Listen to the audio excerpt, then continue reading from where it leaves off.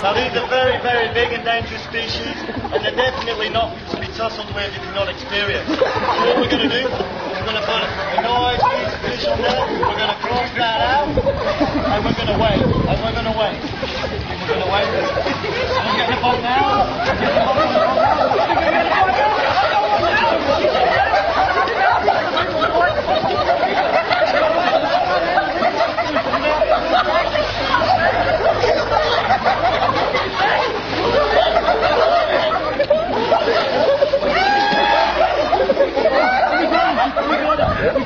Absolutely magnificent. Absolutely fantastic. We're going to take a look out of there. What we do in this kind of line aspect, we've got a policy what we call catch and release. So we're going to take a look out of this little glider. We're going to admire it. We're going to take a nice photos of the mantelpiece here. Maybe something to get your pencils with the fish and then we're going to gently nurture this one back into the water. Just like this.